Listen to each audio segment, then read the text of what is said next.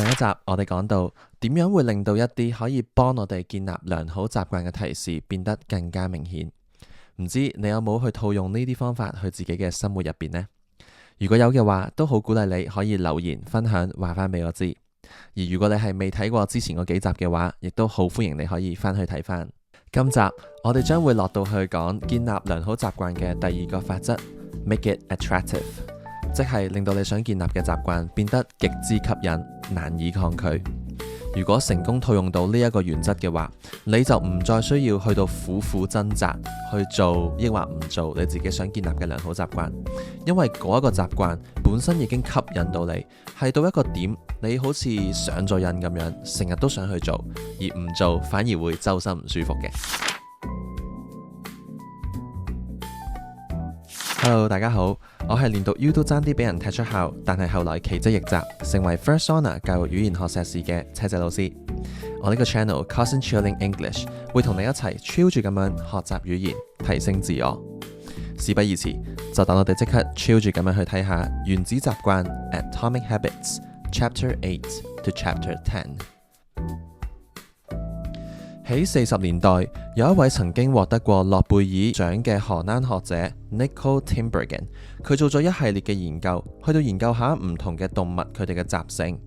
更加準確嚟講，佢就係想睇下到底確切係有啲乜嘢嘅刺激會促使動物去做出某一樣嘅行為。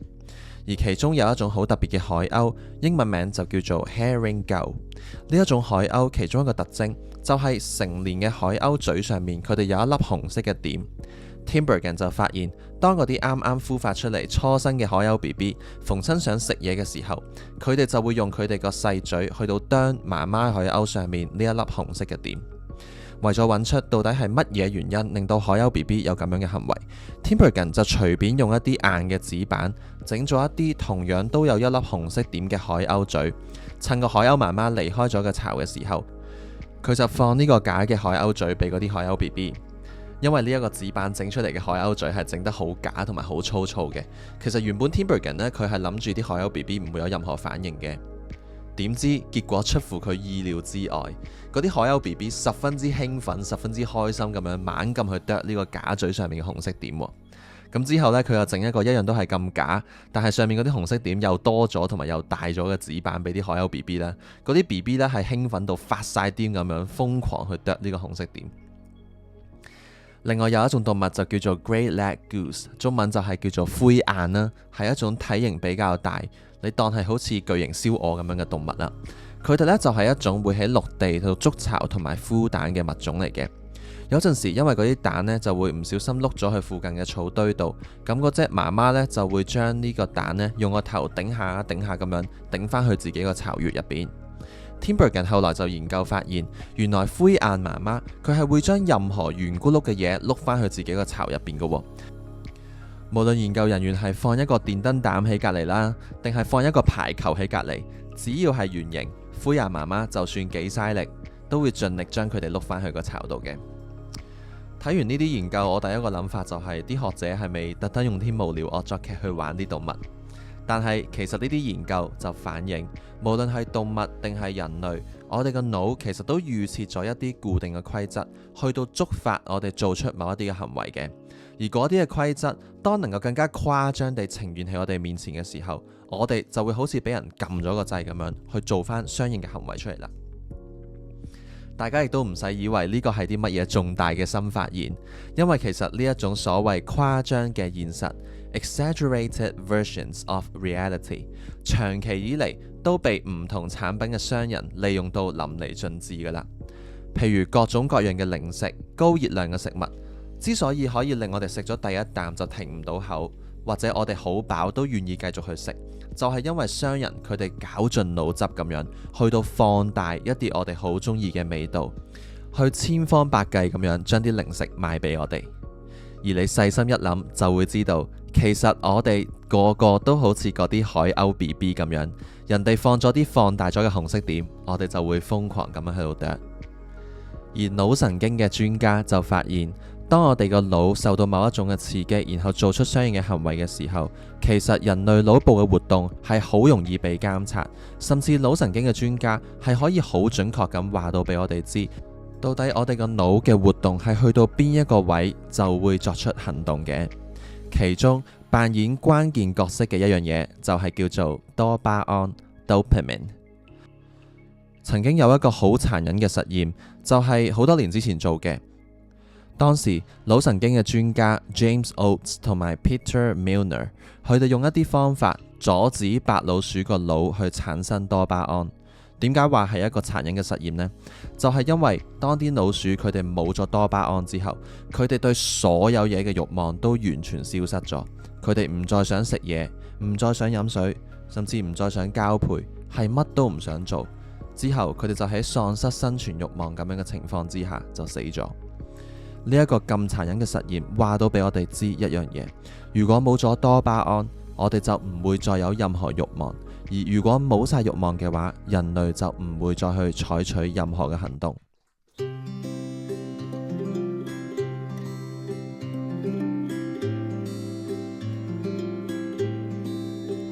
而多巴胺產生嘅位係幾時呢？就並唔係我哋做緊嗰一個想做嘅行為期間，而係喺我哋做嗰一個行為之前，即係我哋想象緊做嗰樣嘢會有幾舒服、幾爽，嗰一下就係多巴胺嘅高峰啦。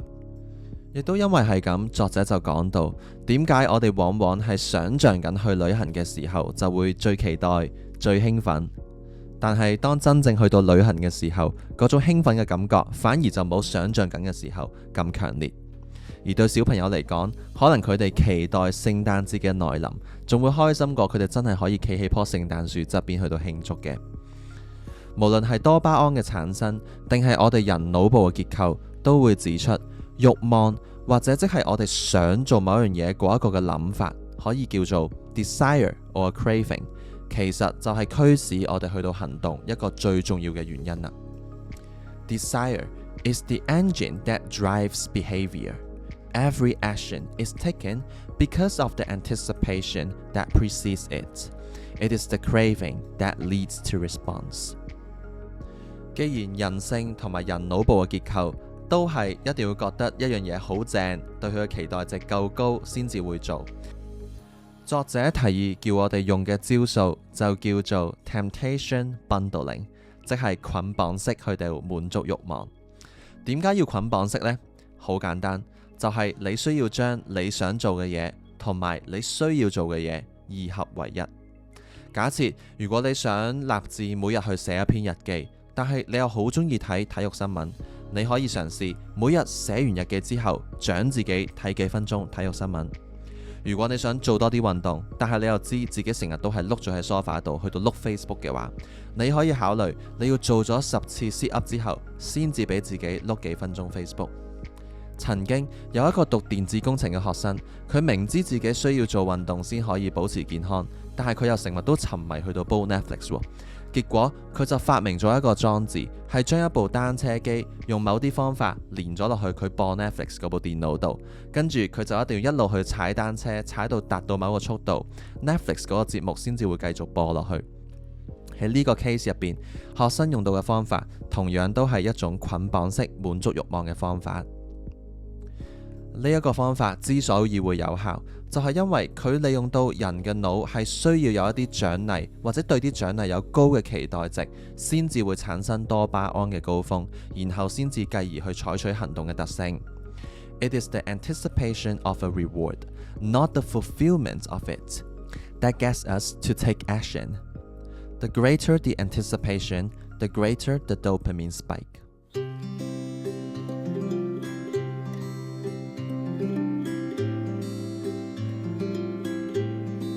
喺1965年，有一位匈牙利嘅男人 Laszlo Polgár。呢一個男人相信天才唔係天生嘅，而全部都係經過後天嘅教育同埋訓練先至做得到。而佢對呢個信念執着到一個位，就係佢喺結婚之前特登要寫封信俾佢嘅未來太太，確保佢嘅未婚妻同自己對於培養仔女都係一樣嘅睇法，完全唔靠天賦，淨係靠後天嘅學習同埋訓練。佢太太雖然就冇佢咁執着啦，但係佢都同樣相信，只要有好嘅指示，任何人都可以成為任何領域嘅專家嘅。而 Laszlo 最尾佢同太太就生咗3個女出嚟，每一個女由細開始都係喺屋企接受佢哋嘅教育，而佢哋屋企大部分嘅書都係同國際象棋有關嘅。所有嘅相亦都係一啲知名嘅國際象棋高手。三個女亦都要定期咁樣互相去到比試棋藝，亦都要定期去參加一啲賽事。佢哋決定要令呢三個女成為國際象棋嘅專業棋手。喺咁樣嘅環境之下長大，三個女佢哋都成為國際象棋嘅高手，甚至可以話超勁。個大女6個月就已經可以輕鬆捉贏晒啲大人，中間嗰個女14歲就成為咗世界冠軍，最細嗰個女仲勁，因為佢12歲就成為咗國際象棋名人堂入邊最年輕排名前100嘅選手。當然呢三個女仔嘅童年絕對係非一般啦，但係佢哋後來接受訪問嘅時候，三個女不約而同地都覺得自己嘅童年其實過得好開心㗎。其實人類係一種群居嘅動物，每一個人無論性格點樣或者點樣極力掩飾都好，始終都係想自己能夠融入或者能夠去歸屬於某一個群體嘅。特別喺古代時候嘅人類，能夠同一個群體一齊居住嘅人，往往佢哋連個生存機率都會高好多。而我哋人類中意去模仿嘅群體呢，就分成3種。第一種係同我哋親近嘅人 ，the close； 第二種就係模仿絕大多數人 ，the many； 而第三個類別就係模仿一啲權威嘅人士 ，the powerful。冇錯，其實我哋身邊嘅人或者一啲我哋崇拜嘅對象，往往都能夠喺不經意之間影響到我哋嘅行為。唔知大家有冇發現，其實你有嘅一啲行為或者反應，好多時其實係嚟自你屋企人。佢哋咁做，你又咁做。你有冇試過住 hall 就曾經覺得自己會俾自己個 roommate 去到影響到自己講嘢嘅方式，甚至有啲生活嘅習慣都會跟埋佢。曾經有一啲研究發現，小朋友佢哋喺某一個歲數認識身邊嗰啲朋友嘅 IQ， 如果係高啲的話，第時呢一個小朋友佢嘅 IQ 亦都會比平均高出一啲。另外亦都有一啲研究發現，如果你捉一班人入去一間房，特登要求佢哋答一啲好簡單到連幼稚園學生都輕鬆答到嘅問題，但係喺研究嘅時候就會特登喺答問題嘅呢班人入邊呢安排幾個演員，佢哋有陣時就會特登去揀一啲錯嘅答案。研究發現，由於見到有其他人特登揀咗個錯嘅答案，剩翻落嚟嗰一個研究對象，往往都會產生一啲自我懷疑、緊張出汗，甚至有將近75%嘅研究對象會明知自己嗰個答案先係啱，人哋揀嗰啲係錯，都會為咗可以繼續跟大隊，讓自己唔好成為一個異類，而跟大家一齊去揀嗰個錯嘅答案嘅。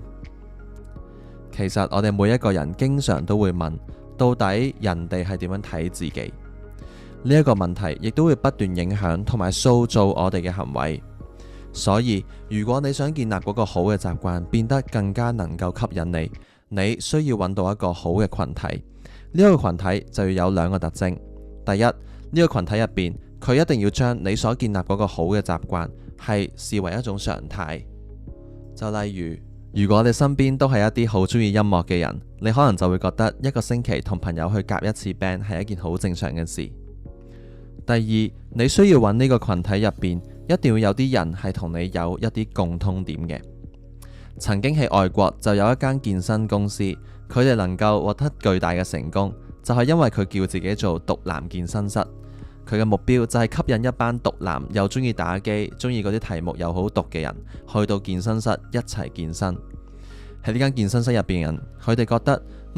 因為我身邊嘅人同我都一樣咁毒，當我哋一齊去到操機嘅時候呢，就會特別有歸屬感，亦都從而去提升咗我哋一齊健身嘅意欲啦。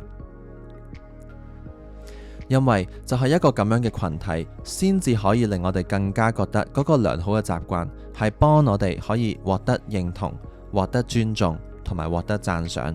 而呢一啲正正就係我哋人好核心嘅需要嚟嘅。If a behavior can get us approval, respect and praise, we find it attractive.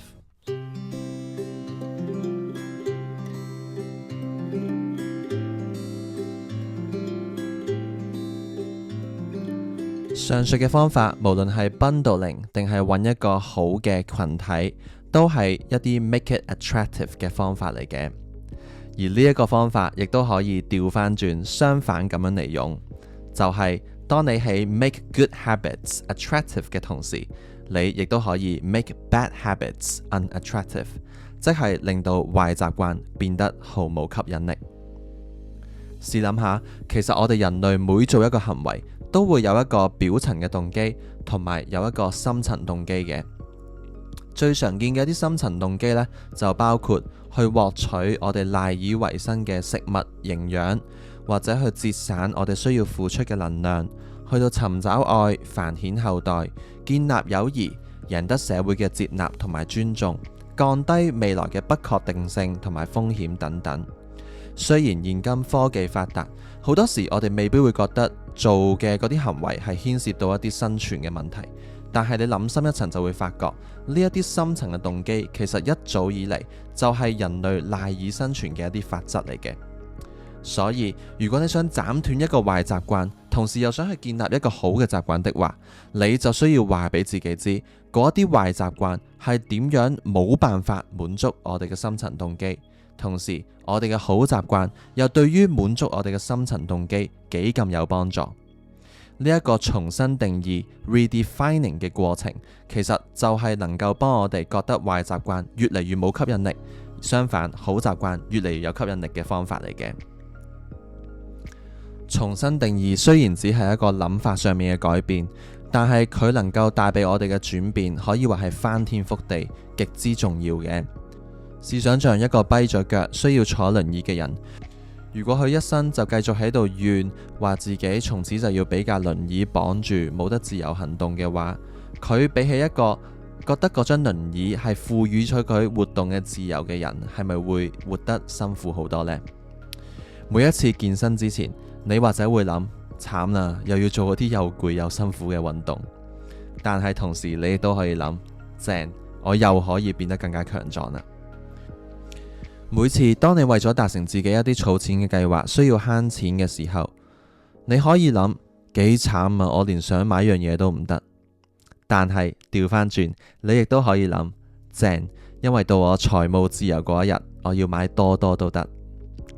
其實重新定義之後，再配合我哋頭先講，將一啲令我哋開心嘅事同我哋想建立嘅良好習慣綁埋一齊做的話，你嘅良好習慣就將會徹底取代你嘅壞習慣，因為你嘅好習慣呢間就係最能夠令你產生多巴胺高峰，亦都係最吸引你嘅事情。呢一個策略，你基本上可以應用喺任何嘅事上面。假設你嘅目標只係想令自己平時開心啲，試下揾一啲你做完之後會令你開心嘅嘢，無論係幾簡單幾短都冇問題。譬如你可以試下深呼吸3下，跟住笑一笑，然後再摸下我屋企嗰隻咁可愛嘅狗仔，我就一定要有好嘅心情。